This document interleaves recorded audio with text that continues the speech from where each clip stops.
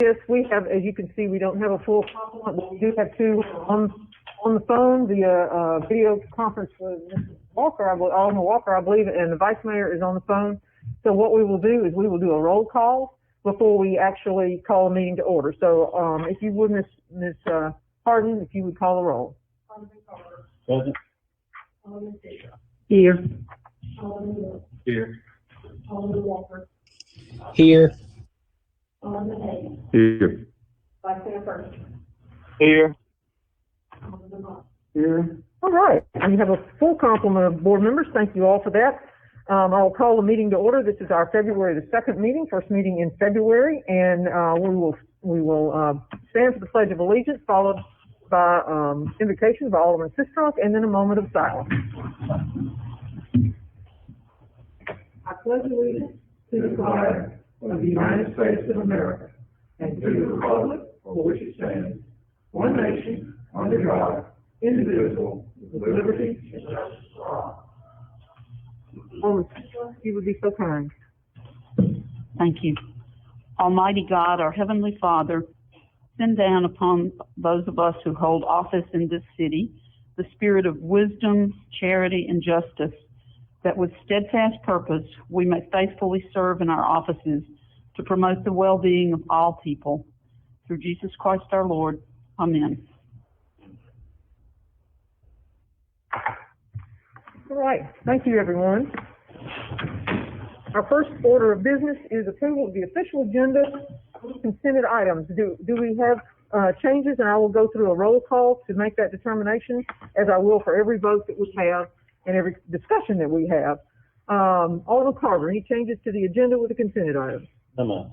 Thank you. Alderman Sistrunk? No, ma'am. Alderman Little? No, ma'am. Alderman Walker? No, ma'am. Alderman Beatty? No, ma'am. Thank you. Vice Mayor Perkins? No, ma'am. Thank you, Mayor. Alderman Vaughn? No, ma'am. All right, thank you. I need a motion to approve the agenda as submitted with the consented items.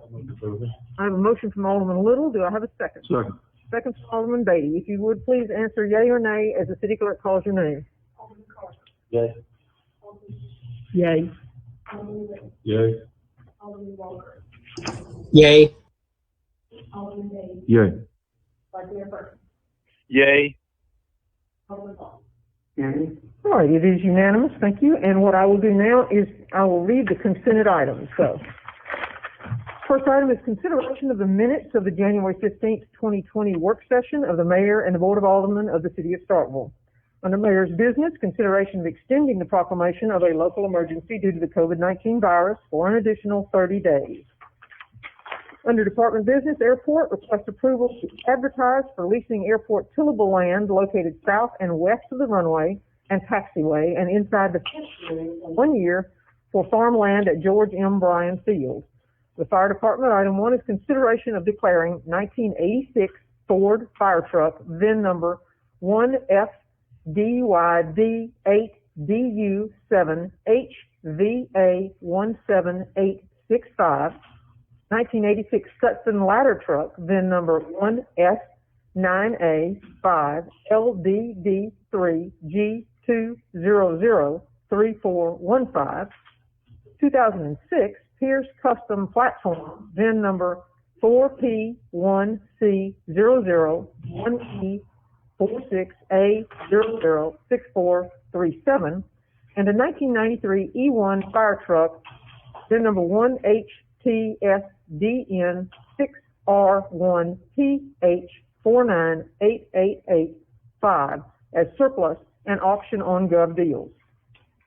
Under HR, we have number 1, request authorization to hire Carson Dallas, Alan Pepper, and Brad Williamson as aircraft linemen, SPOs, in the Starkville Airport Department. Number 2 is request approval of promotion of Ken Britt to the rank of sergeant in the Starkville Fire Department. Number 3 is request authorization to hire Joshua Dillon Moffitt as an entry-level firefighter in the Starkville Fire Department. Number 4 is request authorization to hire Jared Thornton as a maintenance worker in the Parks and Recreation Department. Number 5 is request authorization to hire Tania Bland as a part-time receptionist and Olivia Jenkins as interns for the City of Starkville Finance and Administration Department. Under IT, we have a request approval of renewal of the service agreement with Next Step Innovations. Under the Police Department Police Division, we have one request approval to enter into the grant agreement for fiscal year 21 funding with the Hotspot Justice Assistance Grant in the amount of $47,885 for funding of overtime and equipment. And number 2 is request approval to apply for the 4 County Foundation, Inc. grant in the amount of $8,400 for the use of body armor equipment purchases.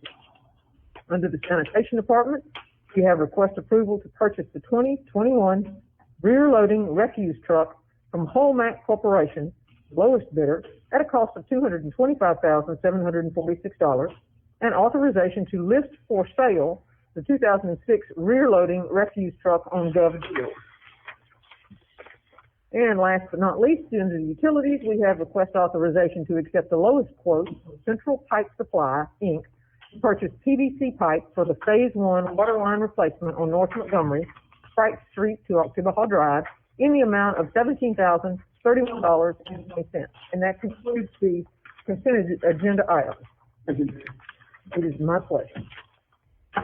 All right, under announcements and comments, I'm going to have some fun tonight. So, one of the things I get to announce, and it will be more formally announced later on when we get the exact figures, but we have been awarded $1 million TAP grant for the project that goes down 182, West Point Road down 182, going the east toward Columbus, that will then drop off into university property and come around and connect to College View Drive. So it's a lovely project that continues our partnership with Mississippi State University, and we are delighted to know that we have been authorized to receive that. We don't have the formalization of it yet, but I can't resist letting this information drop. So there you are. We have also been declared a certified retirement community. So remember, we used to be one, and we let that designation lapse, and so the partnership has worked very hard to get it back. And rightfully so, we are now again certified retirement community, and they're going to be doing a release on that. I think if they didn't do it today, they're going to be doing it tomorrow. But again, I'm letting the news out first, just because I can. And then we have President's Day with trash pickup, which is going to be a citywide pickup on the Tuesday. So President's Day is Monday week, not the 8th, but the 15th. And it will be on the following Tuesday, the 16th, it'll be citywide trash pickup. So just so everyone knows. And now, as a point of privilege, instead of starting with 1 and going to 7, I'm going to start with 6, because Vice Mayor Perkins gets to make a little announcement as well. And I think he deserves to be the one to make this announcement. So Vice Mayor Perkins, I'm going to call on you.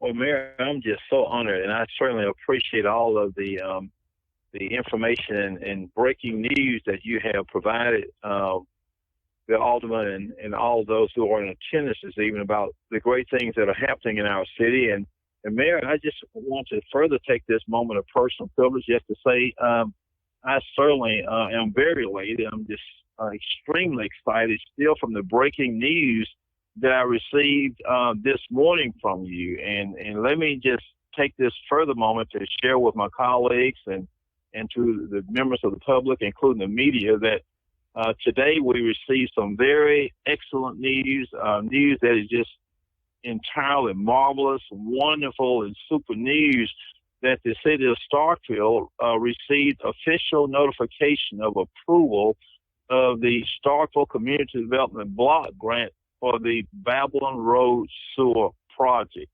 That is some awesome news. So let me just briefly say for the media and the public, just very briefly, that Babylon Road was annexed into the city during the earlier part of my second term, around October or November of 1998. And funding has been absent, which has been the primary reason of not being able to get the sewer for that area. So, and we're glad that the time has now arrived. Mayor, I've talked to residents on Babylon Road today. They are extremely excited and enthusiastic about this great news. This is an extraordinary quality of life service for those residents on Babylon Road, whereby their sewer service will eventually convert from a the use of a septic tank to the city sewer system. The residents have been very humble and patient for almost 23 years. This has been very persistent, very passionate, very ongoing work. But I do want our Honorable Mayor Spruill and to all of my distinguished colleagues that this successful endeavor would not have been achieved without our working together as a team. This is what teamwork yields. This is what teamwork produces. I want to thank our mayor. I want to thank each member of our Board of Aldermen. You are to be commended for all of the work and action that you have taken. Mr. Terry Kemp, our illustrious and outstanding director of the Starkville Utilities Department, and Miss Phyllis Benson and her great team at the Golden Triangle Planning and Development District. We partner with them. They partner with us. And we're just one family. This is just one of many projects that we have achieved. And I just want to say, and we thank all others, and I know Ms. Harden has done paperwork, and all persons who've been involved. We appreciate your efforts, your support, your assistance, your cooperation, and leadership to make this project become a reality. So all of us working together collectively as a team has allowed the city to ultimately achieve this successful outcome. And I just want to say thank you. And it seemed like sometimes that we're not going to get to the finish line, but we all were very patient. We endured, and we just worked together. And so when you work together, great things happen. And Mayor, I am just so excited. I'm going to close on this note, Mayor. I told someone today that I'm just so excited, just like an excited child is on a Christmas morning. So I'm just really elated. And I just want to thank all of you, because it just wasn't the vice mayor. It's all of us. And thanks to the entire team, entire family, and family of Starkville. We thank you. We appreciate you. And so does Ward 6. And so do the people on Babel Road. And Mayor, thanks again for this moment of personal privilege. And I want all my colleagues to know how much I appreciate them for their commitment, their leadership, and they have done an outstanding job with their commitment, their efforts, their time, and their votes to make this project become reality. So in conclusion, thank you, and thank you. I yield, Mayor. Right, thank you. Thank you, Vice Mayor, and I want to make sure it's highlighted that you did the yeoman's work in getting the approval of all of those residents. So you spent a lot of time personally getting that done, and I know they appreciate it, as do we, to make this come to fruition. So thank you. Yes, ma'am. Right. Thank you. Thank you. All right, we'll go back to order. Alderman Carter, any comments? I was going to kind of just reiterate some of what Alderman Perkins said, but for Green Oak, same situation. I want to commend this board and the mayor for being put the right on some things. I'm going to shoot from the hip myself. It's about 3.5 miles of sewer improvements coming up in the near future. So we've had one pretty drastic improvement already in Ward 2, I believe. It's 4, and then we're going to move and shift into Ward 1 and do some more projects. A continuation of what this board has done. And I want to thank y'all, especially from the residents over there. I've already fielded some complaints in the last couple 2 or 3 weeks about some sewer issues, and I'm gladfully telling them that we should be addressing those in the very near future. Secondly, qualifying deadline. We get asked that. I know we all know what the deadline is at this table, but just want to make sure everybody understands the 5th, which is this Friday at 5 p.m., and that will be for all municipal elections, mayor, and Board of Aldermen here locally. And then the last thing was just, I guess I was going to ask about the annexation update. I've already I continually field questions, but maybe this is for this. I haven't had the opportunity to go into the annexation hearing yet, but I guess the city attorney could give us a little quick synopsis on where we're at as a city and what traction we're taking through that process. Thank you. Mr. Latimer, would you do that? I would. Yes, sir, Alderman Carver. So the city is right in the middle of the annexation trial presently. Last week we had round 2 of the trial. The trial was broken up into 3 sections with 3 days in December, 3 days in January, and 3 days in February. The next 3 days are scheduled for the last week of February. The city rested its case in chief at the end of last week. So now the objectors will be cross-examining the city's expert to start off round 3. That's Mike Slaughter, and then presenting their own case in chief, and we'll get a chance to cross-examine them. I expect the trial to wrap up in the next 3 days, so it should be over by February, and then we will await the judge's ruling. Thank you. Yes, sir. Thank you. Alderman Sistrom. We've had some pretty big announcements that are important to the community tonight, and I'd like to make one that will be important to some individuals in the community in a very meaningful way. The Friends of J.L. King have started a program called Power Up, funded with private donations, and I believe there's some TVA funds, Starkville utility funds that are going into this program as well. It is a program where individuals can attend a class, learn about being more energy efficient, how to minimize their utility bill, help them understand their utility bill, and in return for attending that class, receive a one-time payment toward their utilities. I think it's a 50% payment toward their utilities. So I think that's a wonderful program. I think it will be very meaningful to people who struggle with utilities, particularly this time of year when usage is so high for some of them. And Mr. Kemp, do you have anything you want to add to that? I know you have some people that are going to be teaching some of those classes.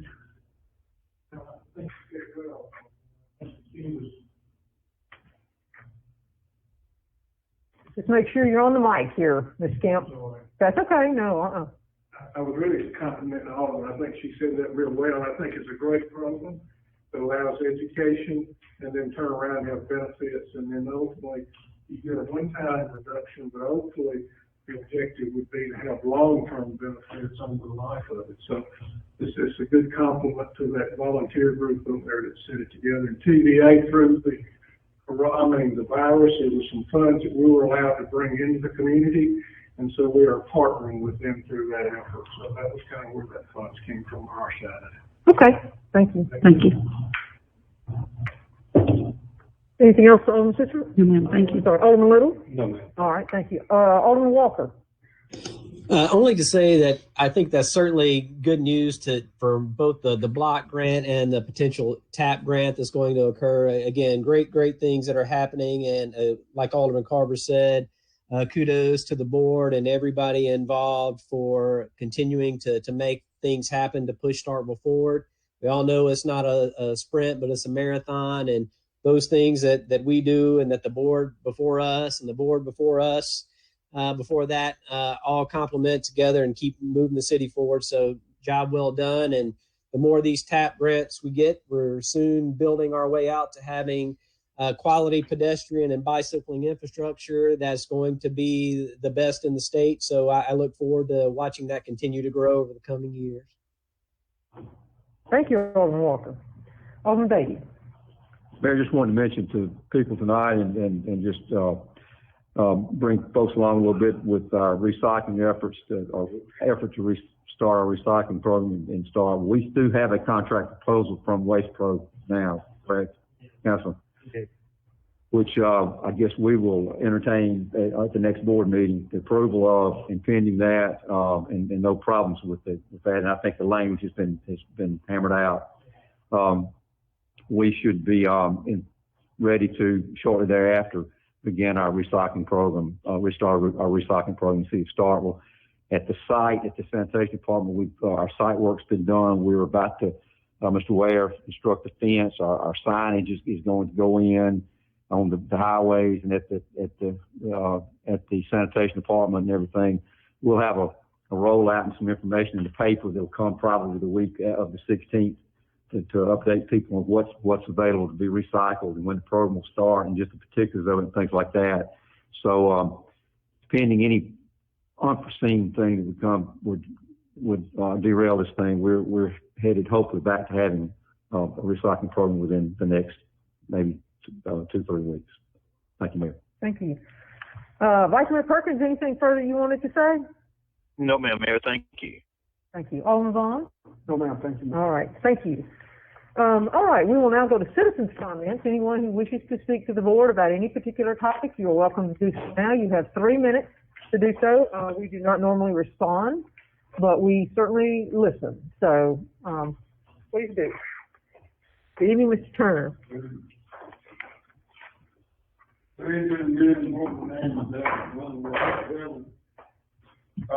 the mayor, to the board, to the police chief, to the fire chief, and member of the NACP.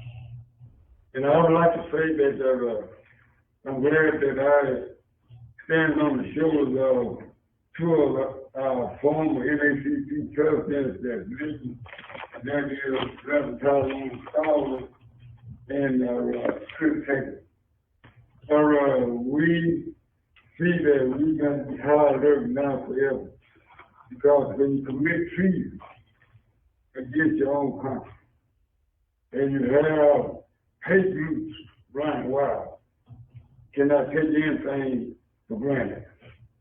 Read in the paper about situation that someone tried to make fun with the mayor, and we also read that about Board 7, but y'all keep your head up and keep us alert so that one try to bring on a lot.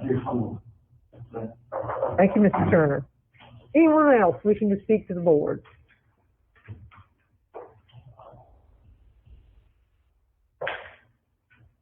Good evening. Good evening.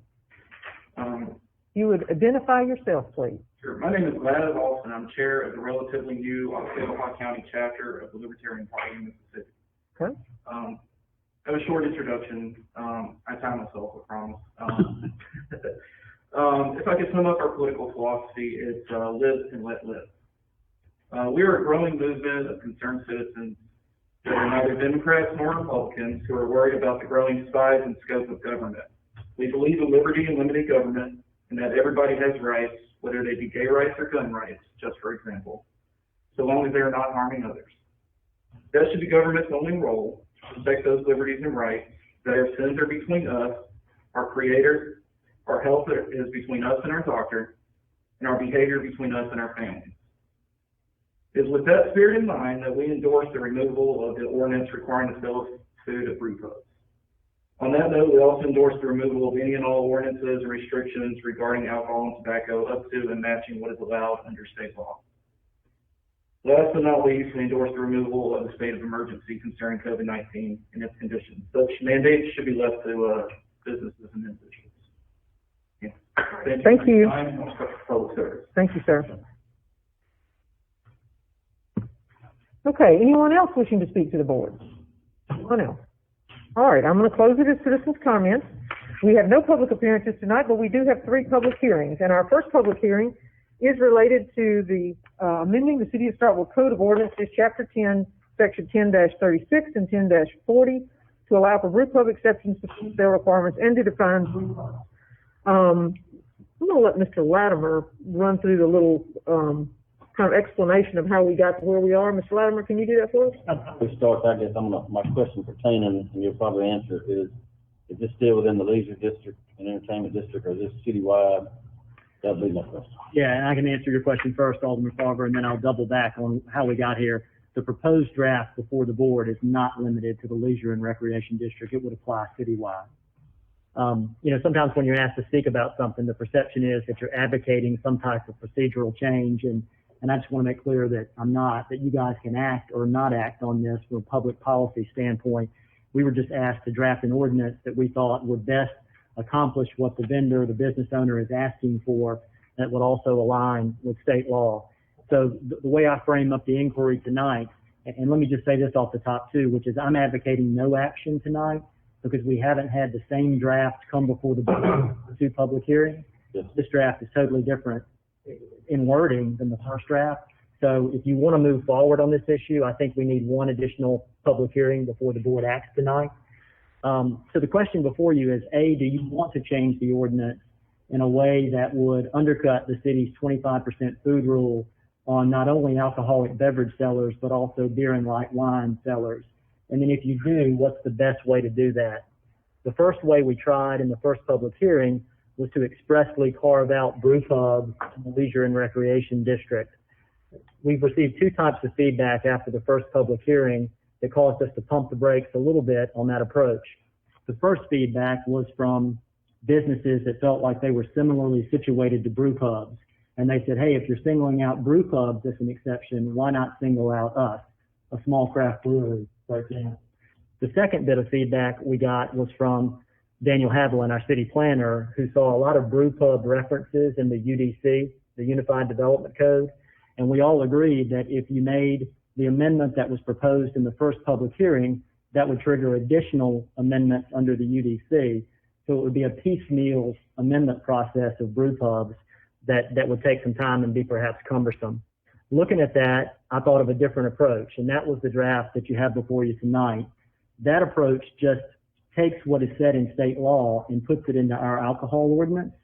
Those revisions do three main things. Number one, it firms up the definition of alcoholic beverage to mimic what is stated in state law, which excludes beer and light wine. Number two, it eliminates the 25% rule as to beer and light wine sellers, but keeps it to alcoholic beverage sellers, which also mimics state code. And thirdly, it references the leisure and recreation district from a Go Cup standpoint. So the leisure and recreation districts would be consistent with the city's alcohol ordinance. You guys have already enacted the leisure and recreation district. That's not adding anything new. That's just making sure the alcohol ordinance and the leisure and recreation district ordinance are talking to each other. So that's the that's what's before you tonight for consideration. All right, I'm going to go. We'll start with some dialogue here. We'll go open it as a public hearing, and then we'll come back and see if there's any further dialogue. So, Alderman Carver. Well, I guess it's some more complex. I understand this by way of internet.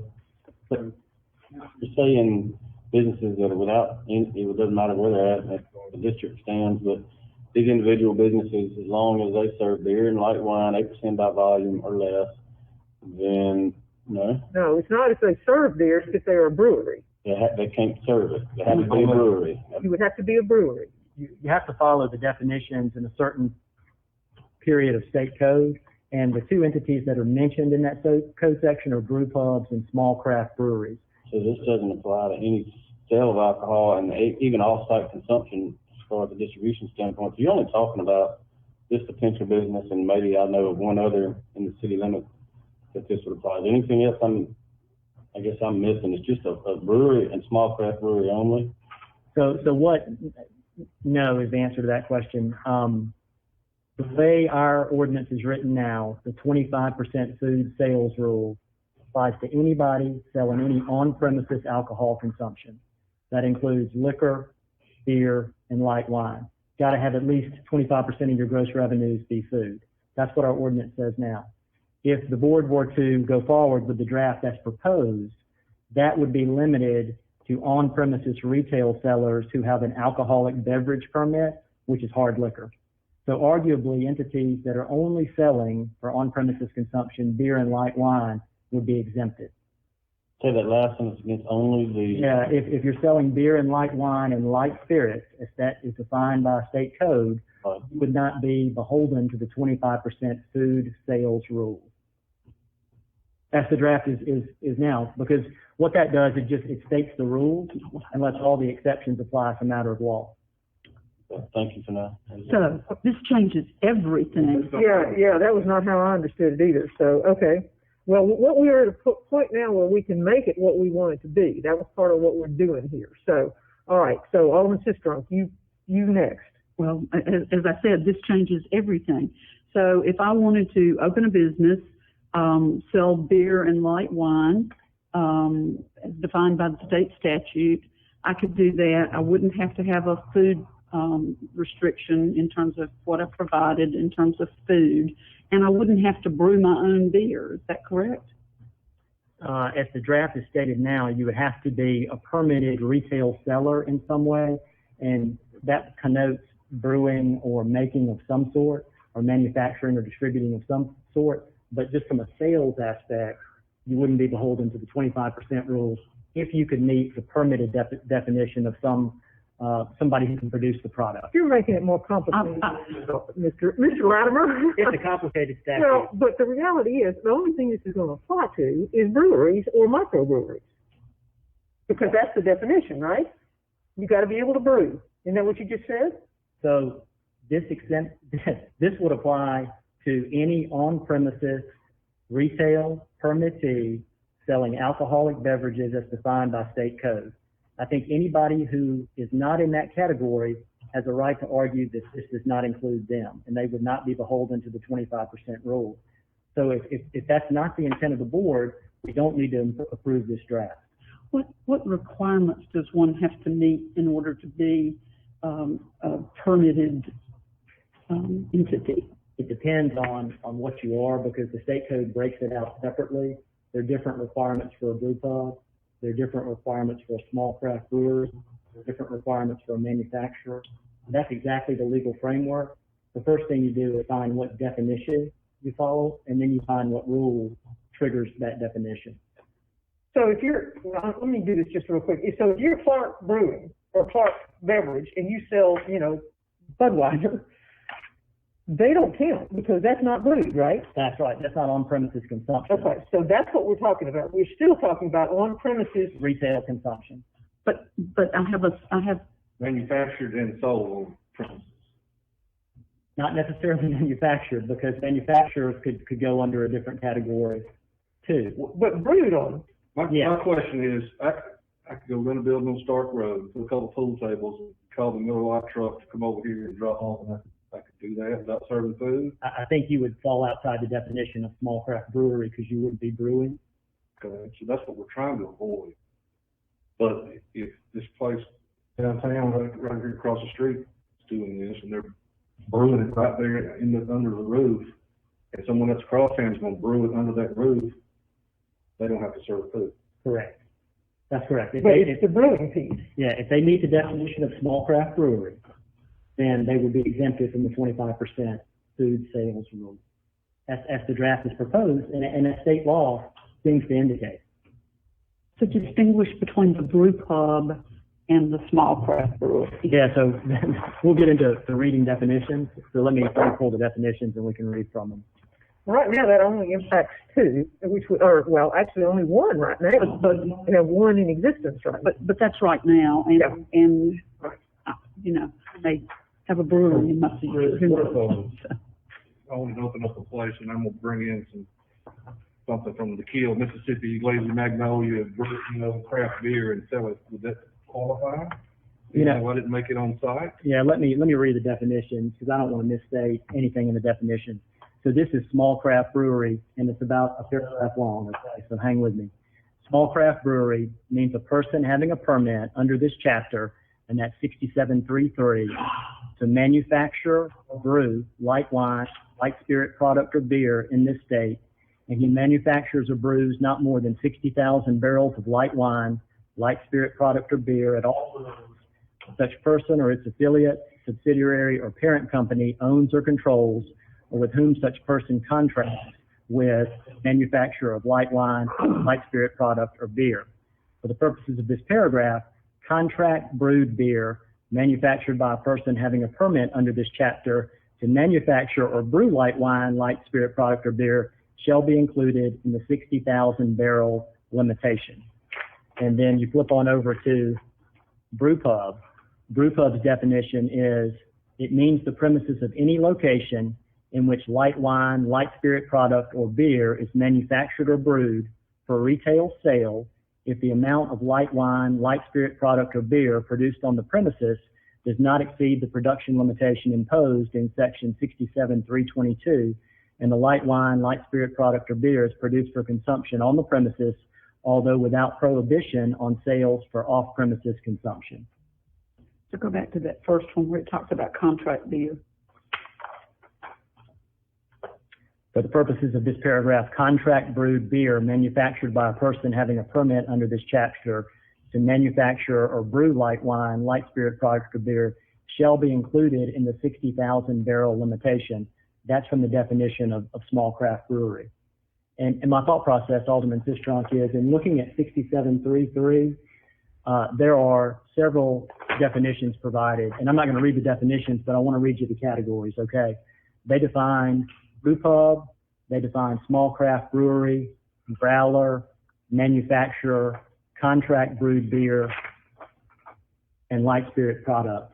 And I think an argument can be made that these entities are similarly situated because they're under the same statute. And so if you mention one, like we did in the first draft for brew pubs, it opens us up to an argument that you need to mention small craft brewery too, because they're similarly situated. And that's why I thought we'll just state the rule and let the exceptions apply equally. But the exceptions are broader than the leisure and recreation district. And as of right now, we're not quite sure how broad those exceptions are going to be. That's why I'm advocating no action tonight, because I think this thing is far from a... Absolutely. All right, anything further on the system? Yes, I have another question, if you'll give me a second to formulate it.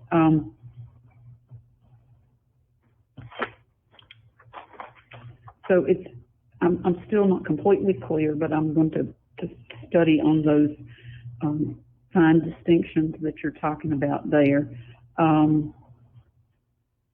Is it within our purview as a board, if it is on our intention to restrict this to the leisure and entertainment district? I think that falls under the city's health, welfare, and safety measure power under the alcohol statute. It specifically says the city has such authority, not specific to a leisure and recreation district, but general health, safety, and welfare. And there are other businesses that we restrict locations for, is that right? Yes, the smoking ordinance. Well, no, strip clubs. Anything else? No. All right, Alderman Little? I'm still trying to understand, be sure I'm on the same page. So if we had like on the group phone, if we had a company in West Point that wanted to sell craft beer and open up a retail establishment setting up, they could bring over their craft beer here if it's under that set gallon amount and set up retail shop here. Is that what I'm understanding? Yeah, they've got It's not actually made on site. So the issue is permitting, and it's state permitting, because they've got to meet those check marks to get a state permit. So they've got to prove to ABC that they are what they say they are. And once they meet a definition, and of course the proof will be in the pudding, whether they can meet the definition, then the 25% rule kick in. So to use your analogy, if someone could prove that they were a brew pub to ABC and get a permit, if they could prove that they were a small craft brewery and get a state permit, then the 25% rule arguably would not apply as our ordinance is proposed to be drafted tonight. It would apply as our ordinance states right now, currently on the books. Okay. But it doesn't have... Alderman Walker? Yes, ma'am, thank you. I think this is clearly to try to understand the complexity of this, and I appreciate the city attorney trying to spoon feed us a little bit. I have the question, so if I have an ABC permit and I sell liquor, I am going to still be required to meet the 25% food rule. Yes, Alderman, that's in state statute and ABC regulations. So my question then becomes for the city's management of this is we're going to be reliant, like we are currently, with ABC permitting for any alcohol sales in the city, and we might need a separate column to be able to keep track of ABC permitted, whether they would meet the statute you just stated from brew pubs, micro brews, or other light spirits. If that's the case, they just fall into that category. Is that correct? That's right. I think the city would have to keep track in some way for enforcement purposes. And then there's the separate municipal permitting process to get a privilege license to do business. And I think that may be one way to at least get a record of the type of business it is and set up some type of enforcement or monitoring. But that's basically a state issue, though. Right. And so one last thing. And so if for existing businesses that are already currently operating in town that have some level of permitting to sell alcoholic beverages, depending on what level they fall into, if they were to decide that they wanted to try not to meet the 25% threshold, they would be required to then resubmit through ABC or some other state entity to show that they would in fact meet that definition where they're not required by state law to meet 25% food rule? I think that would be the way it works. But right now, based on our ordinance that's on the books, they would still have to meet the 25% rule, even if they change their type. So the proposed ordinance is to do away with that broad application of the 25% rule and make it more surgical. Well, thank you. And let me just say that despite the complexity, I'm certainly in favor of looking at how do you create a mechanism to meet state statute, if you have the permit where you meet state statute, to not have to have the 25% food rule. I'm on board with that. I think we just need to make sure that we're as clear as possible on what that looks like, as if this gets approved, that the city has a mechanism in place to be able to monitor and track, that's in concert with the state agencies as they're issuing those licenses, and as we develop a process for issuing those privilege license. And I would like to, if we do decide to move forward with a second public hearing, I would like to see some movement from, say, city staff on what they begin, not a finalized product per se, but an outline of what that process looks like. So if this is adopted over that next 30 days before it becomes effective, that we would feel confident that we're going to have a process in place to make sure that we're holding people to the laws and the rules as approved. Thank you. Okay, thank you, Alderman Walker. I've made a note of that. Thank you. Alderman Beatty. It's been. Okay. You want to wait till it's? No, I got okay. Question on that. All right, so what we're doing, we're considering an exception to allow this tobacco cigar store to have a brew pub, craft room, brew pub. Correct.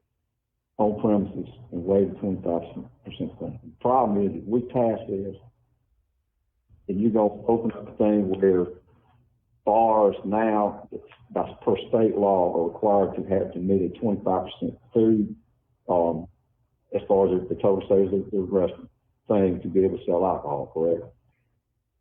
You're not opening up that can, because I think they still fall under the 25% rule for state statute. But beer and light wine, like talking about under 8% thing.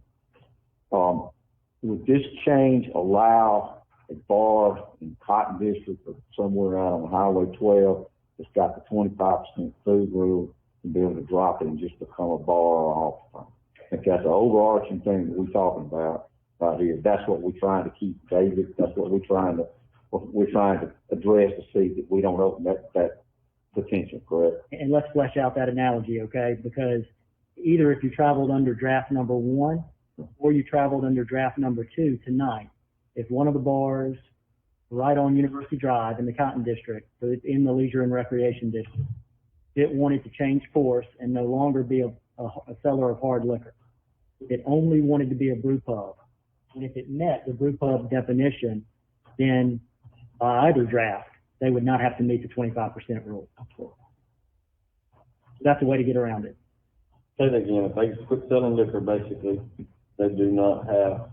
If we amended our ordinance, either with draft 1 or draft 2, or something substantially similar, if a bar wanted to convert and not be an on-premises retail permitted seller of alcoholic beverages, if those are defined in the state code, wanted to convert only to sell beer, light wine, and light spirits, they qualified under the definition of a brew pub, then they would be exempt from the 25% rule. I think Alderman Beatty is correct in saying that's probably the overarching question that we're fielding. And then secondly, I got to ask, that was a question I got to ask and fielded, well, what if we just brown bag and people are allowed to bring liquor in? So could they do that? The city has a brown bag ordinance that doesn't allow that. So we would have to change that ordinance too. That's what your intent would be. You're not going to have any place that sell alcohol dropping liquor sales out, because that's what's driving revenues in these places. The profit on hard liquor is what keeps a lot of, it drives revenue, the profit for a lot of places. So they absolutely not gonna drop the liquor thing to be able to just sell beer without having to have a food, permit. And Alderman, may I add just one more thing to my answer? Guys, this is hard. The alcoholic beverage statute is 140 pages from start to finish. The beer, light wine, and light spirit statute's 96 pages from start to finish. Communities have wrestled with this statewide, and much of our ordinance dates back to 1977, so we're due for an amendment. I think the key is to do it in some way that's orderly, disciplined, and measured and reasoned, so we don't have spinning unintended consequences from any quick measures that you have. All right. Anything else? Within the adherence of what our state law allows us to do, for what you just stated. I mean, I wonder I don't know, a place in state Tennessee, see Memphis, what they do in Overton Park, somewhere. I mean, there's brew clubs that they will. I mean, I guess that wouldn't apply to be after us, because we're on the Mississippi state law and the state Tennessee law, but within the leisure district, because all the Mississippi State's campus, this would, if you change this thing to not allow the food, or to disallow the 25% requirement on the food, that's going to go off. Now, where is the leisure district? Well, the downtown after campus. Okay, the leisure district is 182 over to Main Street, over to Lampkin, down to Russell, right, down to West Point Road, and on down to the bridge on Main Street, and includes a portion of Montgomery going again Lampkin. So you got Rosie Rabies, you've got the grill, you've got down Russell Street for the mug shots area, and then you've got the campus, or this side of campus in the Cotton District. So that's the leisure and recreation district. All right, I will say this, then I said reiterate this, that liquor drives the profit. Restaurants that sell alcohol, that sell what we consider liquor, and then wine and spirits. I mean, light beer and light wine. I don't think you're going to have establishments dropping the liquor part of their thing to be able to drop the food part. So, I mean, I just don't think, I don't know. I don't think we want an issue with that. Okay. All right. Vice Mayor Perkins, any comments? No comments, Mayor. Thank you. All right. Thank you. Alderman Vaughn. One comment, ma'am. Yes, sir. Mr. Senator, showing you as advisor not to take no action on this motion tonight. Yes, procedurally, we haven't had two public hearings on one draft. That's the custom and practice of the board, because you had one draft at the previous public hearing, and now you've got a different draft tonight. So you haven't had one for two public hearings, and I would advise we stick to that process. Plus, I think things are a little bit murky and unsettled tonight based on the conversations, and I wouldn't want the board to act in a quick way where we hadn't looked for all the traps and plugged them up. Thanks. That's all. Thank you. Thank you so much. All right. I'm going to, there's a public hearing? No, I just want to be sure that I sort of tag onto what Alderman Beatty asking. I think the overarching two decisions that we want to make are whether or not we exempt any of these entities from the food requirement, and then second to that, whether we want that to be citywide or if we want it to be limited to the leisure and entertainment district. Is that pretty much it? Let me open it as a public hearing, and then we'll come back and do another round. All right. Now's the opportunity. Anyone wishing to speak either for or against this item. And we will limit it 15 minutes one side, 15 minutes another. So if you let me know which side you're on, we'll start the count. Let us be careful. Let us be careful. This election year, and we need to be careful. You don't need no one suspect with police officers, NACP, or the mayor, doing something and it all fall apart. We already have a problem with open containers, or people feel that they know more about what that means than law enforcement. And you don't need to stress our law enforcement out or get tangled up in understanding and, NABC on these. We want to try to be as peaceful and straight with people as possible, because if we, mess up, and everything falls apart, everybody's gonna start blaming everybody. All right. Thank you, Mr. Turner. Anyone else wishing to speak to this matter? Anyone else, either for or against? All right. Seeing none, we'll circle back around. Alderman Carver, you had some other... No, not so much. Just one comment is that I personally would probably lose my vote if it was citywide versus the leisure district. So I would just go ahead and put that out there publicly to my fellow board members. But other than that, I'm still looking for it. I think that those are the two big questions that Megan posed that need to be answered. So I totally agree with the city attorney that in the next 2 weeks and look at this. But that's I envisioned and I thought that this was just for this leisure entertainment district. So I wasn't thinking citywide. So. Okay. All right. Thank you. Alderman Sister. No, thank you for generously letting me have my questions early. Okay. Alderman Little, nothing. Alderman Walker, anything further? Yes, Mayor. Again, I would just say that based on what I've heard so far tonight, I think it comes down to a permitting issue, and I'm sure I'll be having a question of the city attorney, and if he can find a way, like he's done so far, to maybe come up with a synopsis that's a little bit of cliff notes that may help us understand this a little more clearly, that would be much appreciated. All righty. Make a note of that, and so is he. Thank you, sir.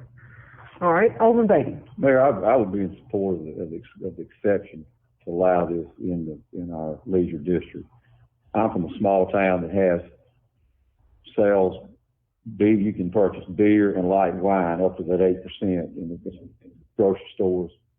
Restaurants, you can consume that. There's no liquor. Liquor's not been passed, and you can't sell or consume liquor in a package store or anything. And the former place that I live, nobody open, and there's a food requirement down there for so much, for if you open a restaurant, food sales to be able to beer permit and do that. But no one is down there ever came to ask for a permit to do a beer bar. People don't make money with beer bars. That's even where you're consuming food. The profit in a restaurant that's selling alcoholic sales is in liquor sales.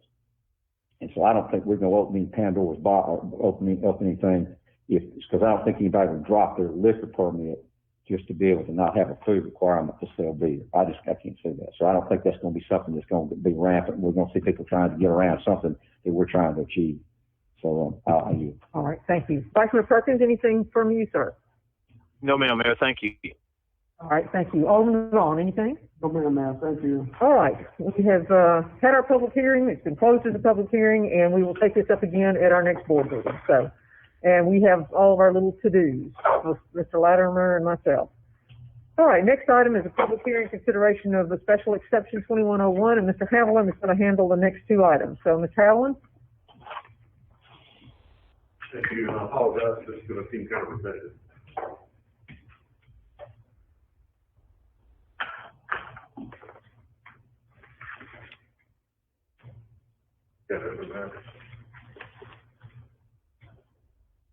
I noticed that we're going to have to reboot here soon.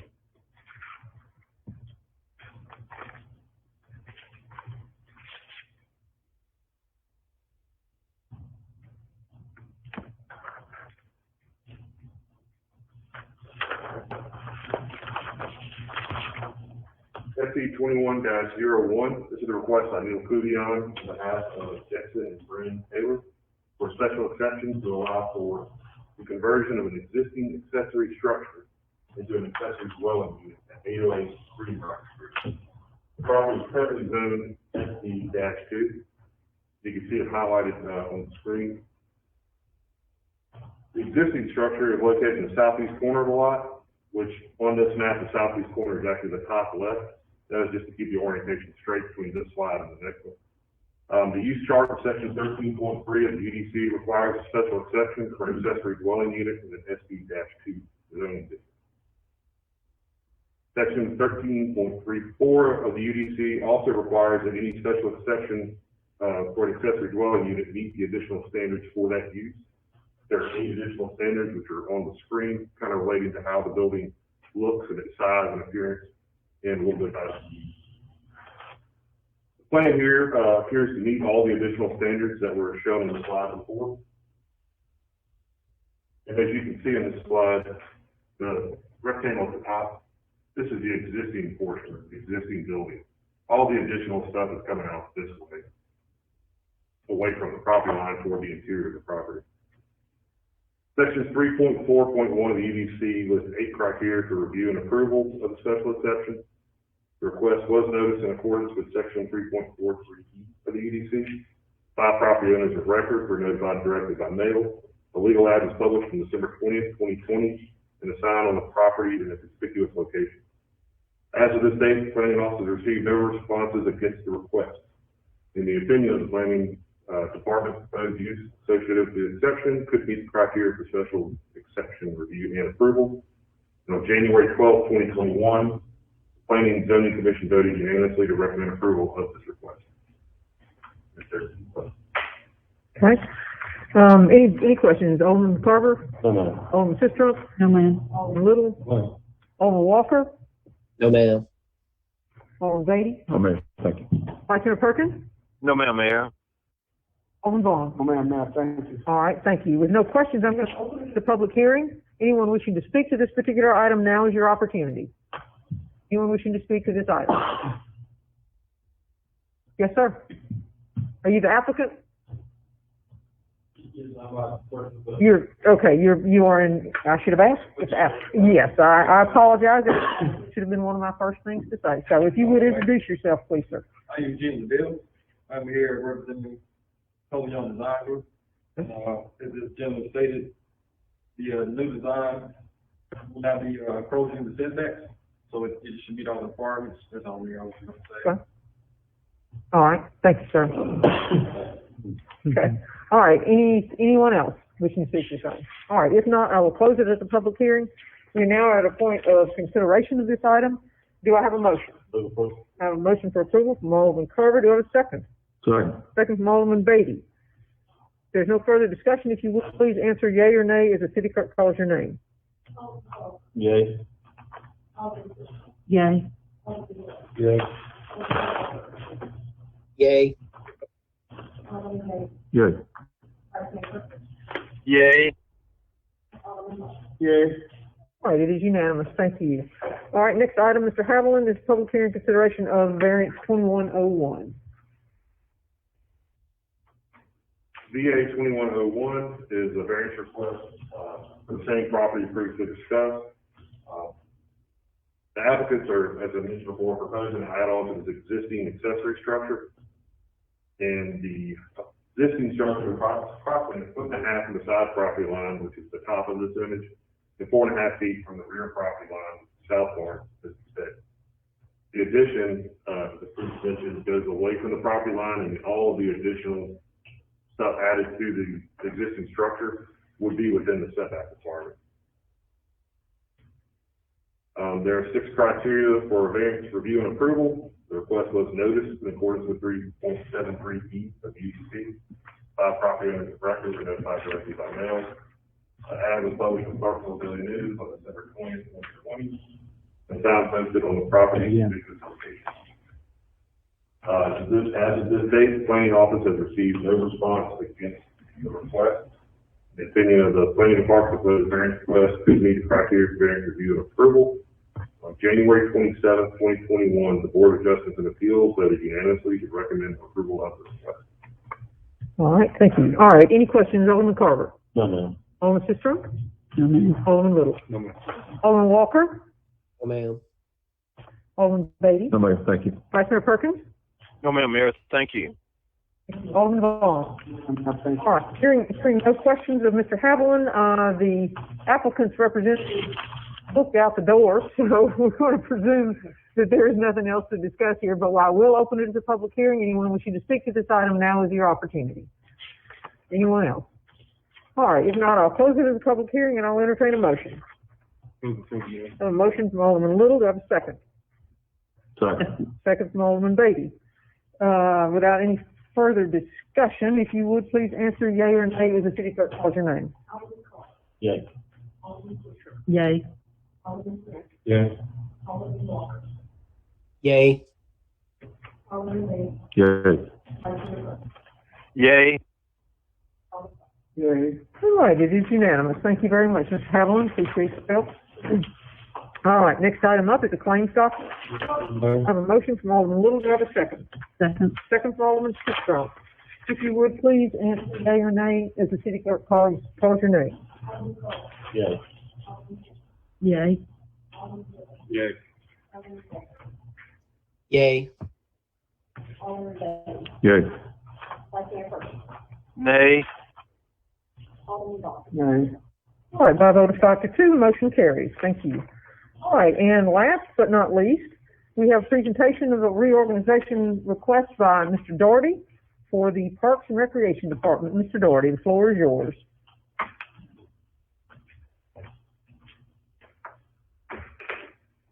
Good evening, sir. So Parks and Recreation is looking to do a reorg, and we went through a process to evaluate our current situation. Our current situation is that the manning document was not quite up to date, but we took the time to update it. We also evaluated the roles and responsibilities along with interviewing each employee to determine what they're doing and how does that play into our current organization. What we found was that the org chart that was currently established didn't coincide with the actual roles and responsibilities completely. There was a lot of inconsistencies. This also creates a very siloed type environment, limiting people to have ownership and some of the communication challenges that we are faced with. So we went to work to try to create a plan that would help support where we're going to be in the next 5 to 10 years. Although everything is changing, we know Cornerstone is going to have a number of events. So take that into consideration. We want to improve upon customer service. We want to mitigate our expenses, increase program, maintain safety, and make sure that we have some redundancy in our staffing levels so that way turnover didn't affect our operation.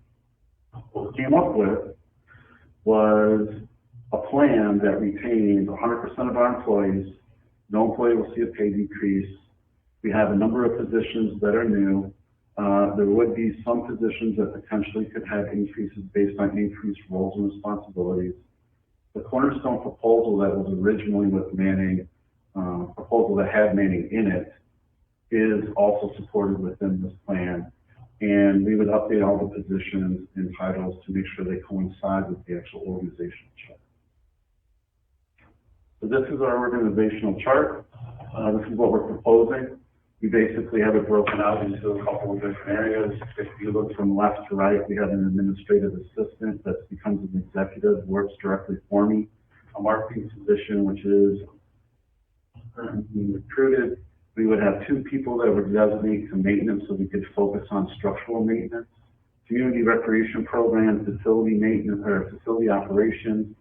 We would have a grounds department that would have parks and athletic fields kind of broken out so we have ownership, and we would have athletics. We'd have somebody appointed to the Cornerstone project doing competitive sports, and then we would have recreational sports along with our aquatic program. This is a phased approach. Right now, the positions that we're looking at is marketing, grounds maintenance, Cornerstone, and parks ground maintenance. Those are all would be covered by the bond if approved. As I said, we're currently recruiting the marketing manager. And then we would have a phased-in approach. As our programs increased and Cornerstone came online and we had a higher need for support, we'd already be positioned to recruit those positions because we've already had a pre-existing manning document that's been approved. The big piece is the financial. So as you can see in the general fund, that demonstrates between 2021, 21-22, and 22-23 a 3% growth, which is my understanding average percentage of growth. And then the one fund will show an increase in the big part of that is because of the Cornerstone and the tourism dollars. So as Cornerstone gets turned on in 2022, we would see a huge increase, hopefully, of funds to help support our ongoing labor needs. And so that's kind of what anybody has any questions. Okay. Board members with questions. Alderman Carver. We did have a conversation before the meeting. I think you answered most of the questions I had. So I don't have any other questions. I just told you that I'll probably contact you in the next couple of days and we're looking at old charts and excited this time for Starkville and what's going to happen, and can't believe that still a year away. But I know that you guys start making the decisions you need to make now and progress toward a different org chart to encompass new park and old parks. Visiting them and things we're going to do in these parks. So yeah, just excited for you and for the department. Thank you, sir. All right. Thank you. Alderman Sistrom. No, ma'am. Thank you. Alderman Little. Thank you. Alderman Walker. Yes, ma'am. I'll be brief. Mr. Doherty, thank you for your work and your staff work on trying to improve the overall Parks and Recreation Department. The only question I really have after reviewing the documents is it may not be really clear to me how everything in the org chart sort of is supposed to work, but if you all have that in mind of how that's going to function and roles and responsibilities are clearly defined, it comes down to my real only question is do you feel that what is being proposed right here is going to position the Parks and Recreation Department to satisfy and fulfill and ultimately make our Parks and Recreation, both Cornerstone, all the Parks and Recreation that we're responsible for as the city of Starkville, to make sure that those are going to be managed effectively and efficiency and improve the quality of life for residents in the city of Starkville and those who visit? So in response to this program this org chart allows us to basically, if I go back to this, we have specialized people now, managers and supervisors that are going to be directly responsible and held accountable to ensure the different areas of the park and the city are taken care of. So previously, when the old org chart had limited people with multiple responsibilities, now we're going to have multiple people with limited responsibilities to have a more focused approach to create sustainability. The layers of management and the layers of employees also allow us to increase and decrease depending on what's going on. So it allows us to have that flexibility during our busy times, but also during turnover. So I do believe that this is going to fulfill the obligation that we're looking at, but like all org charts, we need to review it on an annual basis because our operation does constantly change. But I do believe that this is a structure that will help support us moving forward. All right. Thank you. Alderman Walker, anything further? Thank you. I appreciate the fact that you're reviewing this as a living document that needs to be able to change. So thank you for your efforts. Absolutely, sir. Great. Thank you. Alderman Beatty. Mr. Doherty, I like the new proposed organizational chart. I think that'll streamline your department, and it looks good to me. Thanks. All right. Thank you. Vice Mayor Perkins. No comments, Mayor. Thank you. Thank you, sir. Alderman Vaughn. No comments, Mayor. Thank you. All right. Thank you. Thank you so much, Mr. Doherty. We appreciate that. We still have a action. All right. Thank you. I have a motion to approve the reorganization of the Parks Department from Alderman Little. Do I have a second? Second from, I believe I heard Mr. Vaughn. Yes. Alderman Vaughn, we have a second. If you would please answer yea or nay as the city clerk calls your name. Yay. Yay. Yay. Yay. Yay. Yay. Yay. All right, thank you. It is unanimous. And that takes us now to our potential for an executive session. So we need to go, I need a motion to go into closed session. I have a motion to have a session. Second from Alderman Trump. If you would please answer yea or nay as the city clerk calls your name. Yay. Alderman Sistrom. Yay. Alderman Mills. Yay. Alderman Walker. Yay. Alderman Beatty. Yay. Vice Vice Mayor Trophy. Yay. Alderman Vaughn. Yay. All right, it is unanimous. The board has voted to go into a closed determination to determine the need for an executive session. If you would, please clear the room while we make that determination.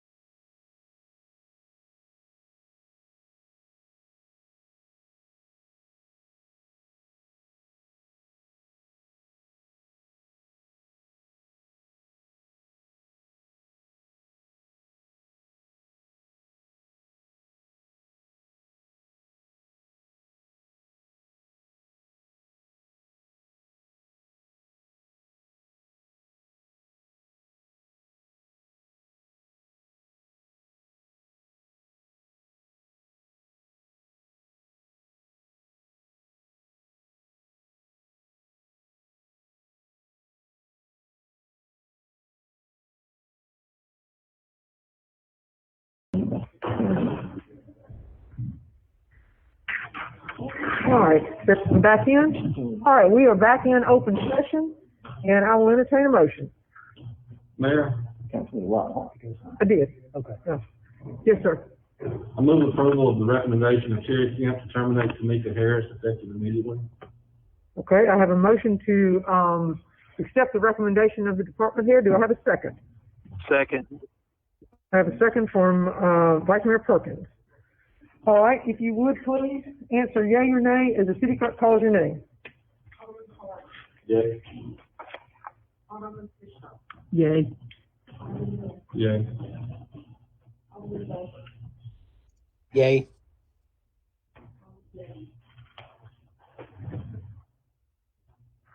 Yay. Yay. It is unanimous, and that concludes our business for the evening. I do want to make an announcement about work session before we before we recess. We can have a work session at 10 a.m. on February the 12th. Be on the second floor in the conference room. And we are certainly invited to attend, and we will also see that live on Facebook. So we will look forward to seeing everyone there. If I get a motion to recess. A motion from Little, second. Second. Second from Alderman Siscoe.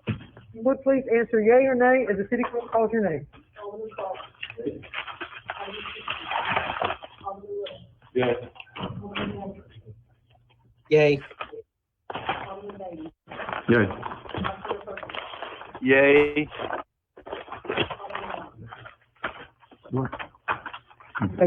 Sorry, I missed it. Oh, yeah. It was a yay. Yay. All right, it is unanimous. We are in recess. Thank you, everyone. Have a great rest of your week.